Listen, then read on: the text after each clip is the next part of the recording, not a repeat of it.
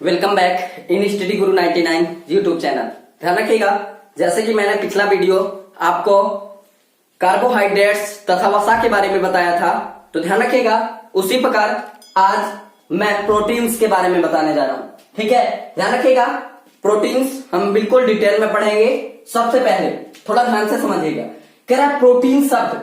बेटा सबसे पहले बात की जाए तो प्रोटीन शब्द किसने प्रयोग किया था, तो ध्यान रखिएगा जे बर्जीलियस ने प्रयोग किया था। किसने किया था भाई? प्रोटीन शब्द सबसे पहले किसने प्रयोग किया था, तो ध्यान रखिएगा प्रोटीन शब्द सबसे पहले जे बर्जीलियस ने प्रयोग किया था। अच्छा, एक चीज और बता दे कि जैसे कि मैंने पीछे बताया था कि जो हमारा कार्बोहाइड्रेट्स होता है, जो हमारा क्या होता है भाई, कार्बोहाइड्रेट्स होता है, ठीक है, तो वो कहीं ना कहीं, ठीक है, कार्बोहाइड्रेट्स कहीं ना कहीं हमारा CHO अर्थात कार्बन, हाइड्रोजन और ऑक्सीजन का मिश्रण होता है, जो कि 1:2:1 के मिश्रण का होता है। मतलब समझिएगा, जो कार्बोहाइड्रेट्स होता है वो CHO से मिलकर बना होता है, जो 1:2:1 के अनुपात में होता है। अर्थात कहने का मतलब क्या, कार्बन, हाइड्रोजन और ऑक्सीजन। ठीक है, उसी प्रकार मैंने बताया था वसा, तो वसा भी कहीं ना कहीं CHO का मिश्रण होता है, परंतु इसमें ऑक्सीजन की मात्रा क्या होती है भाई, कम होती है। तो ठीक उसी प्रकार जो हमारा प्रोटीन होता है, तो वो बेटा कार्बन, हाइड्रोजन, ऑक्सीजन और नाइट्रोजन अर्थात CHON का मिश्रण होता है। किसका मिश्रण होता है भाई? CHON के अणु से मिलकर बना होता है। मतलब समझिएगा, जो प्रोटीन होता है वह कार्बन, हाइड्रोजन, ऑक्सीजन और नाइट्रोजन के अणु से मिलकर बना होता है। समझ में आया ना? देखिएगा, जो प्रोटीन होता है, क्या बेटा, जो प्रोटीन होता है वह ऊर्जा उत्पादन। बेटा जो प्रोटीन होता है, तो मैंने बताया था कि वास्तविकता में वह हमारे शरीर की क्या करता है बेटा, शरीर की मरम्मत करता है। यानी शरीर की क्या करता है बेटा, मरम्मत करता है। ठीक है, बात समझ में आई? तो एक चीज और बता दें, जब बेटा कार्बोहाइड्रेट्स और वसा ऊर्जा उत्पादन में कमजोर हो जाते हैं, मतलब हमको ऊर्जा की आवश्यकता अधिक है, तो फिर ऊर्जा का उत्पादन, ठीक है, कौन करता है भाई? फिर प्रोटीन करता है। कौन करता है बेटा? प्रोटीन करता है। तो इतनी चीज समझ में आई। हाँ, मैं यहाँ पर एक चीज और बता दूं, ठीक है, पॉइंट समझिएगा। जो प्रोटीन होती है तो इसको मुख्यतः 3 भागों में बांटा गया है। यानी प्रोटीन मुख्यतः 3 प्रकार के होते हैं। प्रोटीन मुख्यतः कितने प्रकार के होते हैं बेटा? 3 प्रकार के होते हैं। ठीक है, सबसे पहले बात की जाए तो होती है बेटा सरल प्रोटीन। कौन सी प्रोटीन बेटा? सरल प्रोटीन होती है। नंबर दूसरी बात की जाए तो दूसरी होती है बेटा संयुग्मी प्रोटीन। कौन सी प्रोटीन बेटा? संयुग्मी प्रोटीन होती है। और नंबर तीसरी की बात की जाए तो ध्यान रखिएगा, ये होती है बेटा व्युत्पन्न प्रोटीन। कौन सी प्रोटीन बेटा? व्युत्पन्न प्रोटीन होती है। मेरी बात ध्यान से समझिएगा, ठीक है। प्रोटीन मुख्यतः कितने प्रकार की होती है बेटा? तो प्रोटीन मुख्यतः कितने प्रकार की होती है बेटा?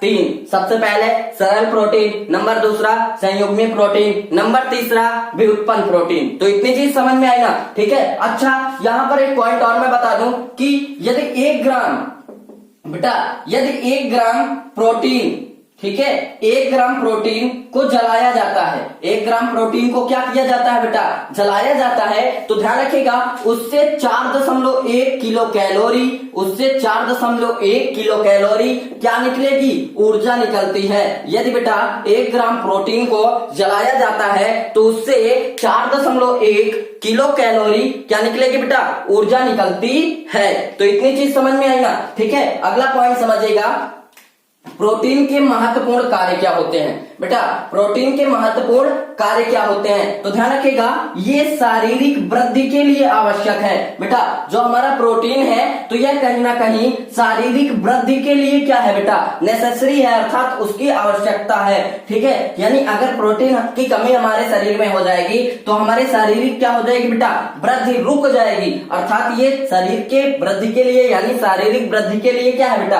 आवश्यक है। अगला पॉइंट है, ये शरीर में टूट फूट की मरम्मत करती है। मतलब समझिएगा, जो प्रोटीन होती है ये हमारे शरीर में टूट फूट की क्या करती है बेटा? मरम्मत करती है। ठीक है, अगला है प्रोटीन से बनी एंटीबायोटिक। यानी प्रोटीन किसका निर्माण करता है? तो एंटीबायोटिक। एंटीबायोटिक का मतलब क्या होता है? पॉइंट समझिएगा, ठीक है।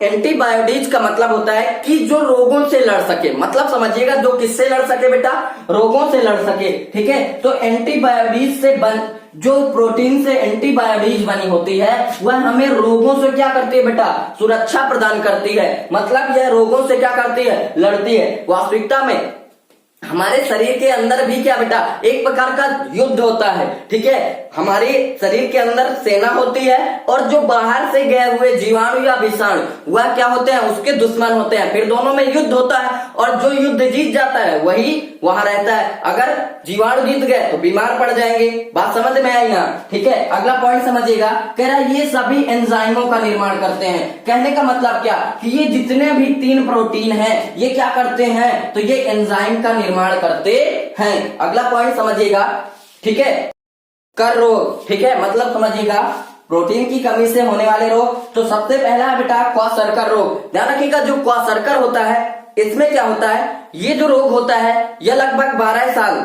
के बच्चे में हो सकता है। कितने साल के बेटा, 12 साल के बच्चे में हो सकता है। ध्यान रखिएगा, क्वाशरकर रोग से होता क्या है कि बच्चे के हाथ पैर क्या हो जाते हैं, पतले हो जाते हैं। यानी बच्चे की हड्डियां जो होती हैं वो क्या हो जाती हैं बेटा, पतली हो जाती हैं। अर्थात एक कहावत है इसमें, और उसका जो बैली होता है वो बाहर निकल आता है। मतलब समझिएगा, हाथ पैर लकड़ी और पेट क्या हो जाता है, डमकरी हो जाता है, यानी फूल आता है। और बच्चे को क्या होता है बेटा, भूख नहीं लगती। ठीक है, भूख नहीं लगती, यानी बच्चे को भूख नहीं लगती तो क्या हो जाता है, तभी वो दुबला हो जाता है। ठीक है, कमजोर पड़ जाता है। और एक चीज, बच्चे को इसमें डायरिया, क्या बेटा, डायरिया, ठीक है, तेज बुखार भी हो सकता है। इसके बाद मानसिक मंदता, मानसिक मंदता हो सकती है। मानसिक मंदता का मतलब बच्चे का जो दिमाग होता है वो स्लो हो सकता है। और बच्चे की जो त्वचा होती है वो बेटा रूखी रूखी हो जाती है। ठीक है, क्या हो जाती है बेटा, रूखी रूखी हो जाती है। तो ध्यान रखिएगा,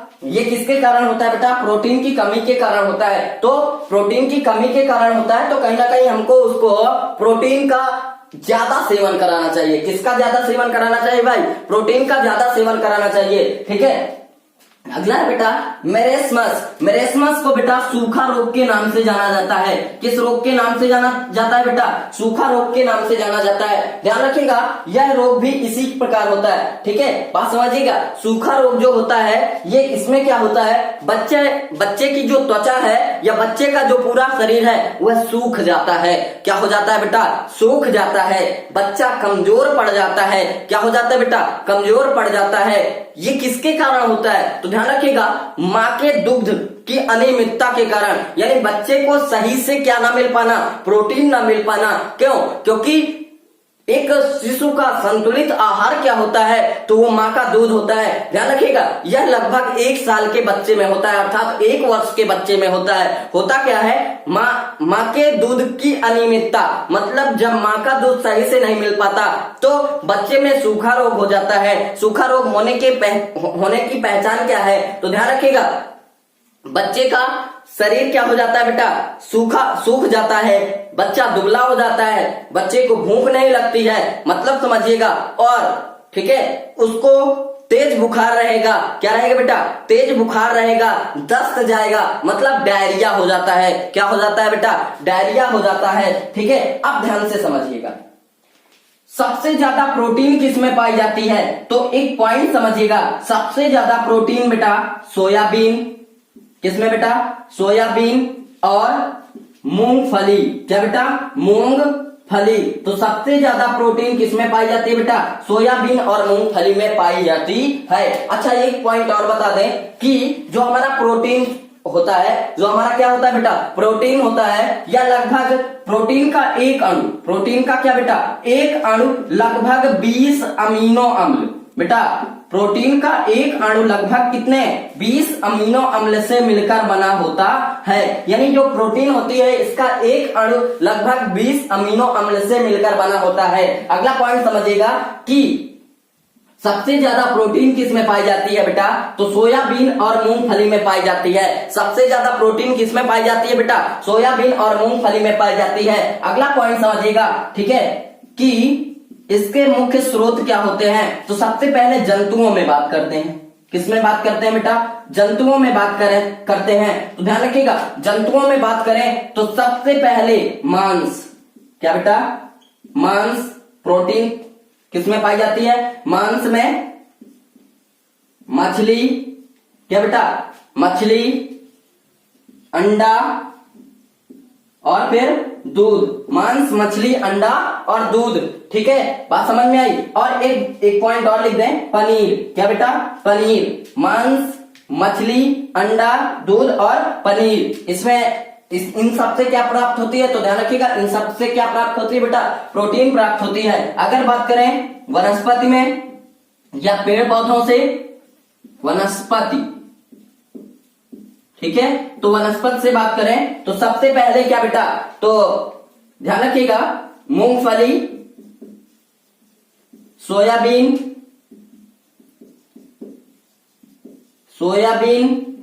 बादाम, दालें, गेहूं, ठीक है, आदि।